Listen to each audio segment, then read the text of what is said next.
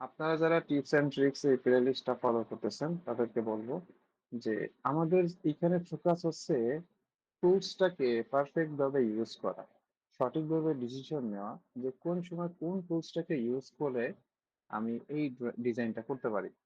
Design আপনি করতেই পারেন, কিন্তু একজন প্রফেশনাল ডিজাইনার যে শর্ট টাইমের মধ্যে একটা ডিজাইন করে ফেলে এবং সুন্দরভাবে করে, সঠিক ওয়েতে করে, আপনি ওই জিনিসটা বোঝার চেষ্টা করেন। অ্যাকচুয়ালি ইন ফিউচারে যখন আপনি ডিজাইনার হিসেবে কাজ করবেন তখন এই ডিজাইনটাই করতে হবে না।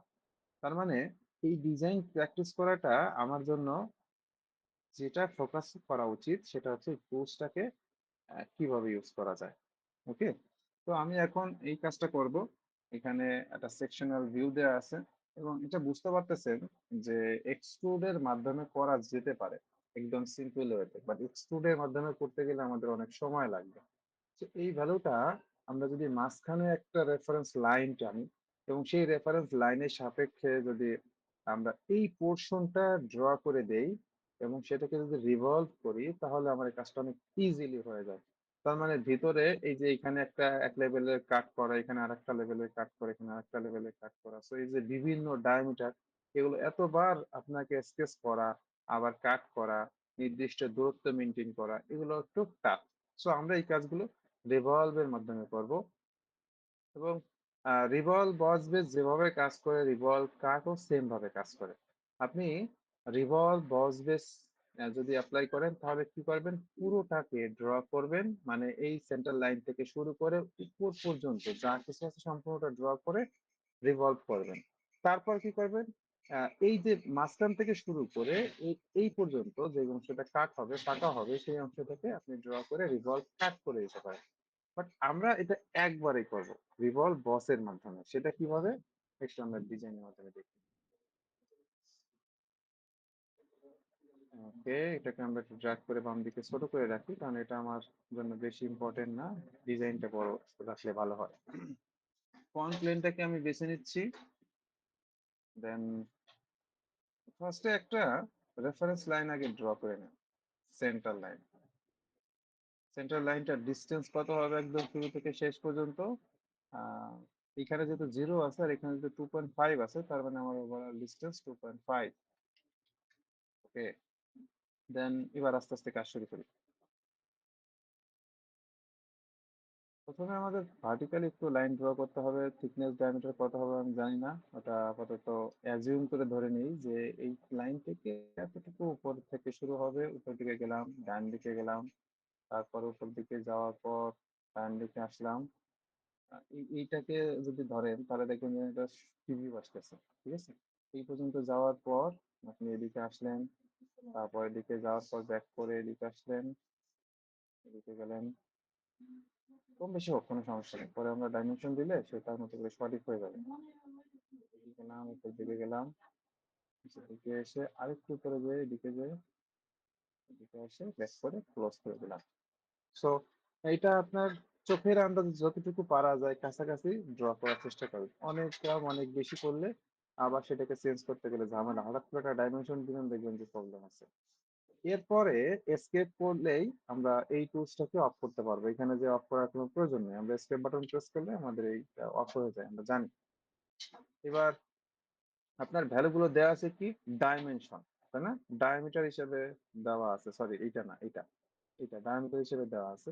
সো আমরা যদি ডাইমেনশন, স্মার্ট ডাইমেনশন অন করি এবং এই লাইনটাকে ক্লিক করার পর আস্তে আস্তে করে আমরা উপরের দিকে যাই, ঠিক আছে। প্রথম যে ভ্যালুটা সেটা বড় ভ্যালু নেওয়ার চেষ্টা করবেন, বড় ভ্যালুটা। তো বড় ভ্যালু আসলে এইটা থেকে বোঝা যাচ্ছে না, আমরা একটু অন্য পিকচার থেকে দেখি যে আউটার ডায়ামিটার 3.5। ওকে, তাহলে আমরা এখানে এখানে ক্লিক করলাম, ক্লিক করা মাত্র তাহলে এই দূরত্বটা আসলো, মানে এই লাইন থেকে এই দূরত্বটা আসলো। বাট আমার দরকার হচ্ছে পুরো ডায়ামিটার হিসেবে নেওয়া, তখন আমরা কি করবো, লাইনটাকে ক্রস করে নিচের দিকে চলে আসবো। নিচের দিকে চলে আসলে তাহলে কি সে ডায়ামিটার দিবে এবং এখন থেকে কন্টিনিউয়াসলি আপনার ক্লিকে ক্লিকে ডায়ামিটার ভ্যালু সে দিতে থাকবে। তাহলে আমি 3.5 ভ্যালুটা বসাই দিই। তারপর নেক্সট যে ভ্যালুটা আছে সেটা হচ্ছে 1.625। এখানে ক্লিক করে, সরি এখানে আর ক্লিক করবো না আমরা, ডিরেক্ট এখানে ক্লিক করব। সরি, এটা একটু আগে যে রিডিংটা নিচ্ছিল সেটা ফেল করছে, আমি আবার করি। স্মার্ট ডাইমেনশন অন করে এখানে ক্লিক করে নিচের দিকে এসে 3.5 দিলাম। এইবার শুধুমাত্র ক্লিক করবেন আর দেখবেন ডায়ামিটার বেরোচ্ছে অটো। তাহলে 1.625। তারপরেরটার ভ্যালু 0.75, 0.75। ওকে, তারপরেরটার ভ্যালু হচ্ছে 1। তারপরেরটার ভ্যালু এখান থেকে বের হচ্ছে না, বাম দিকে আসি। 1.24, 1.24। দেন সরি, 1.24 ছিল এই ভ্যালুটা। ঠিক আছে, যেহেতু এটা 1.24 দিচ্ছি, আমরা এই ভ্যালুটাকে একটু চেঞ্জ করে দেই। এই ভ্যালুটা সম্ভবত 1.25 হবে। 1.25।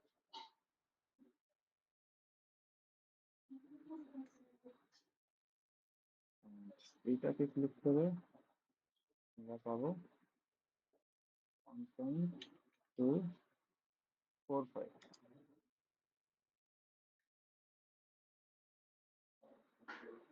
একটু মিস্টেক হচ্ছে, এটা হচ্ছে 1.125, সরি সরি, 1.125। ওকে, এন্ড এই লাইনটাও সেম। আমি এটাকে কোলিনিয়ার করে দেই, এসকেপ বাটন প্রেস করি, এইটার সাথে এটা কোলিনিয়ার হবে। এই পর্যন্ত আমাদের হয়ে গেছে। এবার আমাদের যে ভ্যালুটা দিচ্ছে সেই ভ্যালুটা আমাদের এই বেস রেফারেন্সের সাপেক্ষে হবে। যেহেতু আমি একটু ট্রিপস ইউজ করব, সেটা হচ্ছে এখানে একটা সেন্টার লাইন ড্র করে নিব, যাতে বেস রেফারেন্স লাইনগুলো আমার জাস্ট ক্লিকে ক্লিকে আসে। স্মার্ট ডাইমেনশন, এটা হচ্ছে 0, এন্ড এটা তো আর দেওয়া লাগবে না। আমাদের পরের ভ্যালু কত? পরের ভ্যালু হচ্ছে, ক্লিক করে উপর দিকে ড্র্যাগ করে রাখি আপাতত। ভ্যালুটা হবে 0.08, 0.08।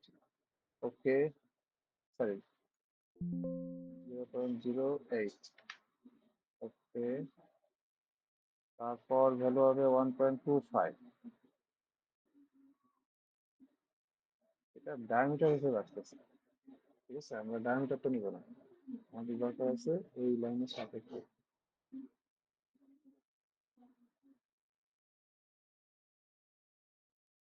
0.125।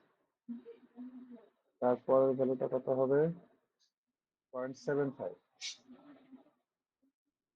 0.75। তারপরে ভ্যালুটা কত হবে? জাস্ট একটা ক্লিক করবো খালি, 1.75, 1.75। তারপরে ভ্যালু কোনটা? 2, এটা 2। তারপরে ভ্যালু হচ্ছে 1.25, 125, 1.12, সরি, 2.2, 2.125, 2.125। ওকে, এই ভ্যালুটা পরে, এই ভ্যালুটা 2.2250, এটার দরকার নাই আপাতত। তারপরে আমরা দেখছি 2.5 ডিরেক্ট। তো এটা তো 2.5ই ছিল, আমরা আবারও দিয়ে দিই 2.5। ওকে, তাহলে আমাদের ফুললি ডিফাইন হতে এখন শুধুমাত্র এইটার ডাইমেনশনটা দেওয়া নাই, এই ডাইমেনশনটা দিয়ে দিলে হয়ে যেত। তাহলে এই ডাইমেনশনটা আমরা কিভাবে পেতে পারি?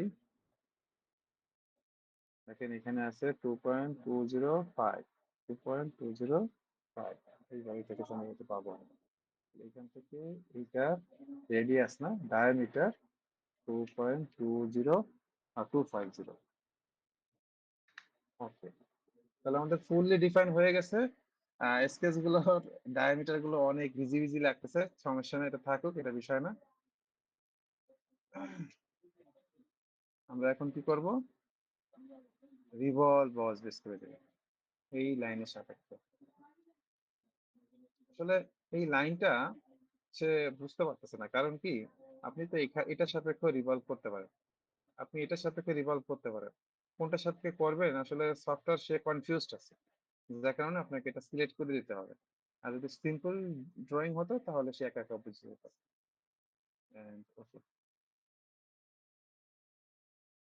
তাহলে এটা ড্র হয়ে গেল। এবার আমাদের যে কাজ সেটা হচ্ছে এইখানে কাউন্টার বোর করতে হবে। কাউন্টার বোরের সময় আমরা এখানে সিলেক্ট করে একটা পয়েন্ট সিলেক্ট করব। সেটার জন্য আমাদের দূরত্ব কি দেওয়া আছে কিনা, গ্রোথ তো সম্ভবত দেওয়া নাই, দেওয়া, ওকে নাই। আপনি ধরে নেন এক জায়গায়, যদি দেওয়া না থাকে সেক্ষেত্রে কিছু করার নাই। এখানে ধরে নেন, আমি আপনাকে বলে দিচ্ছি যে এই ভ্যালুটা আপনি 1.5 দিলে কেমন হয়, মানে বেশি উপরে যায় কিনা, না ঠিক আছে। এবং এটাকে ভার্টিক্যাল করে দেন। তাহলে এই একটা পয়েন্ট আমার সিলেক্ট হয়ে গেল, আমি এখান থেকে বেরোবো। বেরোয় যে আমরা চলে যাব হোল উইজার্ডে। হোল উইজার্ডে যে আমরা এখানে এএনএসআই ম্যাট্রিক, তারপর আমরা এখানে কাউন্টার যে বোর্ড আছে এটা রাখি। কাউন্টার বোর্ড দেওয়ার পর আমাদের এইখানে যে ইনফরমেশন গুলো দেওয়া আছে আমরা সেটাকে কাস্টমাইজ করতে পারি। আমরা যদি মুখস্থ না থাকে সেই ক্ষেত্রে আমরা কি করব, show custom sizing. Show custom sizing এ গেলে আমরা দেখতে পাচ্ছি থ্রু ওয়াল যে ভ্যালুটা, যেটা কিনা এইটা, এই ভ্যালুটা হবে হচ্ছে 0.281।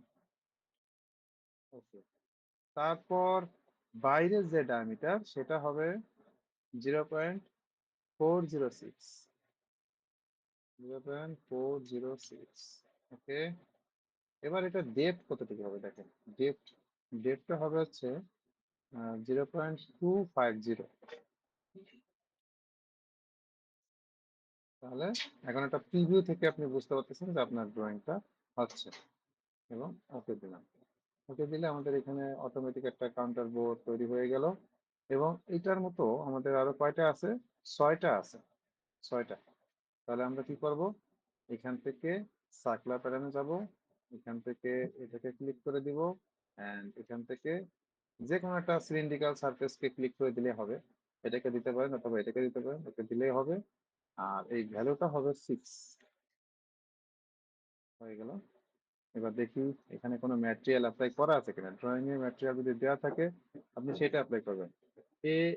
AISI 1020, আমি অ্যাপ্লাই করে দেখি।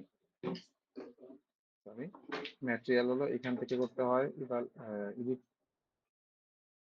AISI 1020। আমাদের যদি কোনো কিছু বাকি থাকে, যেমন দেখেন এইখানে সিলেক্টটা করা হয়নি, এই সিলেক্টটা না করা হলে আপনার মাস প্রপার্টিস মিলবে না। সেখানে যে মাস প্রপার্টিস আছে এটা আপনি মিলাতে চাইবেন কিন্তু জিনিসটা মিলবে না। যেমন 0.07, আচ্ছা এখানে 0.08 চলে আসছে, তো মিলে নাই। আমরা এটাকে আগে সিলেক্ট করে নেব। তো সিলেক্ট করলে আসছে 0.0125, 0.0125।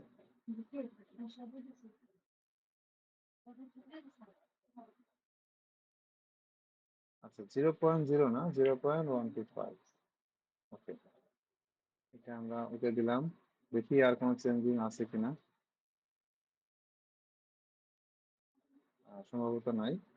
আমরা এটাকে এখন মাস প্রপার্টিসে ক্লিক করব।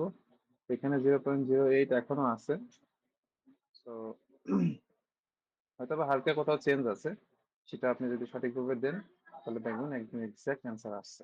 তো আপনি যেহেতু ভিডিও দেখে প্র্যাকটিস করতেছেন, তো আমি যেটা যেটা অ্যাপ্লাই করছি আপনি সেটা সেটা অ্যাপ্লাই করেন এবং দেখেন যে ভ্যালু এটা আসতেছে কিনা। যদি আসে তাহলে আপনার প্র্যাকটিসটা ঠিক আছে।